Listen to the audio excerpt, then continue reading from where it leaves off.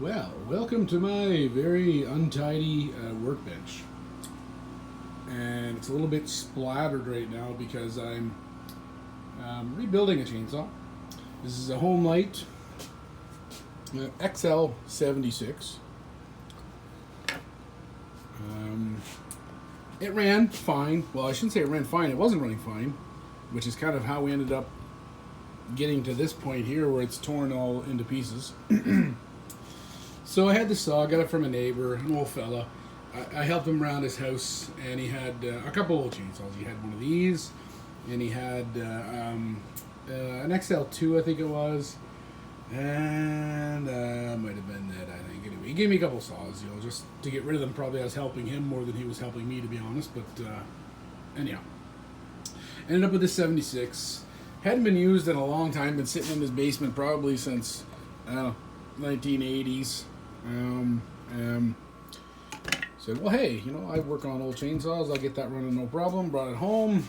I think I took the carburetor apart, put a new fuel line in it, fired it up, and then it ran great until it started warming up, and then it started to just lean out, and then it would quit. And I'd have to pull the choke to get it started, and then it would just lean out again. And then I thought, well, there's obviously an air leak or something. So I think I tried a bunch. I thought, well, maybe I've been down quite a rabbit hole with this one. So I went, and everything. Well, maybe it's the carburetor. Swap the carburetor. Try it again, same thing. Well, maybe it's the coil on it because it's got one of the blue Presolite coils. And, sure enough, it wasn't that. So one thing to the next, to the next, to the next, to the next, to the next. And I've worked on an awful lot of these, 130s, 76s, and I never really had one that did this, and I never had one that I haven't been able to solve. Was either the carburetor or typically it's the carburetor. So anyhow, couldn't figure it out, and just really decided, I'm going to really tear into this one and figure it out. I'm going to eliminate every possible issue that I can think of. So I ripped it down, ripped the crank, and then did new oil seals on it. And I figured I was gonna put in the piston that was in it, but it had some scoring on it from where it was getting hot on the intake side. And I thought, well, that's definitely an air leak on the intake side. It's got to be, what's going on? Why else would it get hot and and cause damage to the piston and put a little bit of aluminum transfer onto the cylinder? So I thought, well, maybe it's an oil seal. So oil seal in it, put a new piston in it, and I actually use on this aftermarket. I've used a couple of them. Proline Super XL pistons. They're great replacement. They're not cheap and they're good quality. They're not OEM, and a lot of people will raise their eyebrow at that. But I have no problem putting aftermarket stuff like that in it. I've had good luck with them, and I recommend go ahead and use them. Obviously, if you have original stuff, it's, much more desirable. Anyhow, piston went in it. Put in basically, all the new, base gasket into it. And now basically, I put everything together. Now at the point where anytime I kind of go to this extent, I do a pressure test on the base gasket and on the reed and on the oil seals. Now mainly on the oil seals because I've had, when I was first learning how to do these, I would do a lot of damage to them and then I ended up wrecking them. And I didn't have a pressure tester back in those days, and then I would put the saw back together and I'd burn the thing up. And then I'd realize, well, it was because of the pistons. And when not the pistons. The piston was wrecked because of the oil seals. So what I use is Mighty Vac. There's a lot of different, there's other products out there. I use Mighty Vac. There's a particular model, Mighty Vac 8500. Works awesome. Works good for testing carburetors and chainsaws. Oh, as well as other things. I like to use them for bleeding brake lines, and basically it's a must-have if you're a mechanic. And the way that I do this is I'm not gonna lie, I stole this idea. Like most of my Homelite repair ideas, I steal from Leon. So Leon's Chainsaw Parts and Repair. He suggested that instead of building these block off plates and everything else for your intake and for your cylinder, so you can just test the crankcase. Well, this way you put everything back together. You put the cylinder on, you put the reed on, and you can test everything at that point, because this is what it's going to be like when you put it back together. So this is, you're not just testing your oil seals, you're testing everything.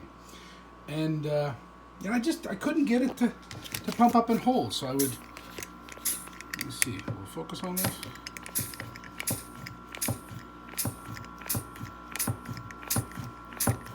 You're supposed to take that to like 5 or 7 psi. They probably recommend, and then I was getting this slow bleed off, and I thought, what the hell? What's going on here?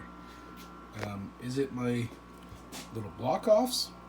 Yeah, I forgot to go in there. I mentioned that I use these block offs. So what I use is I went to the hardware store here in Canada. It's Home Depot or Lowe's, and you go to the plumbing section, and they have these multi-packs of gasket material. Oops, there goes on the floor. Yeah, gasket material, just like this. And, little thin sheets. And you basically, you just trace out the hole. There's some other ones I have made up. That's for a Husqvarna. And that's another Homelite. It's one of the bigger Homelites. C51 also hits the 900. So basically, you can cut one, and then it'll fit most of these, and then the carburetor's the same thing. Once you cut one, it'll fit every till it's in carburetor, because they'll have the same type of mount. And then you can use this on any saw, really, and you don't have to build block off plates and all that stuff. Which if you like doing that sort of thing and you're looking for an extra step, then yeah, sure, awesome, do that. But me, I don't know, just really couldn't be bothered. I want to do it easy, so I built these things. Anyway. So back to what was going on here. I thought, well, what the hell's going on? So I made some new ones, because sometimes after you use these enough, they'll get distorted, and then they'll start leaking. And I built a new one for the exhaust. And you just mount everything back on. So anyhow, I was pumping this up, and I'm losing pressure now. And what I do is I have this container of soap. It's not really Lysol, it's just soapy water. Spray it on here, and I'm looking, and I'm not seeing any bubbles. I'm thinking, okay, so the oil seal's good. And then I'm listening. I'm thinking, okay, it's leaking. Actually, lo and behold, it's leaking at where the first indication when I took it apart, it was leaking on the intake. Of course, it is. So, but a weird one I've never seen, and I know on the Pioneers, I've got some Pioneer. These guys here, the P60s and the 41s and the farm side. These guys here have very similar, plastic reed setups, and they're always cracked and broken. Always, almost always. Even you buy new ones, the damn things are broken. So look, you can kind of see it. I don't know if this is actually it. It looks like it is. It looks cracked. It must be. I think it would be really strange though. Maybe I had a flashlight. Anyway, without getting too into it here, basically, they're almost like. I wonder if I can spray it on here and we'll see it, because that sure would be some cool. Let me see. I want to see this again, because I'm not even sure where it was. Where was it? Fingers in there. I'm gonna get too much pressure on it here. I want to see it. Where is it? I feel like it was over here. Where was that again? Oh, sorry for that. Yeah, there it is. See it? Yeah, there you see it. It's actually in the middle of it. It's cracked. I think that is right beside where. It's not even. It's weird. It's not even where the. Is that where it mounts on? The bolt goes right down. Yeah, it's right beside where the bolt goes in. But it's not it's in the middle of it. It's cracked. Just a little tiny pinhole. But this thing, once it gets hot, must open right up, and then you're just sucking, air in, getting an air leak. So anyhow, there you have it. Troubleshooting, pressure test when it's not the oil seals like you think it's going to be, and it's not your blank off plates like you think it's going to be.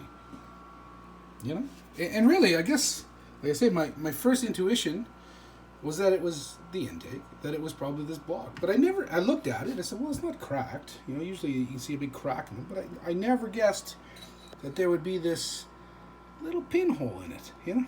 Anyway, just thought I'd share that. A 10-minute video of, you know, rambling on, but, you know, the real takeaway is without this tool here, I mean, even with this tool here, it was quite a process to get, you know, to figure it out. I mean, maybe if I had been more observant and gone with my gut, and I just would have changed this, you know, the first time that I thought I had a hot leak, then I would have been, you know, much better off. Anyhow, just so I share that, just little tips that I've learned from School of Hard Knocks here. Anyhow, thanks for checking out this video. If you took the time to come in and check it out, I know that it wasn't the best camera angles and, you know, not side effects.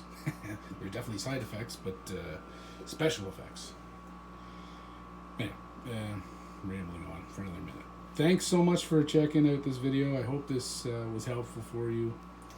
And you know, checking from time to time. I'll be adding little videos like this, and you know, maybe we'll add some more videos of, you know, some of the chainsaws cutting. I've got, you know, this one here, I got to go back in and do some work on the carburetor.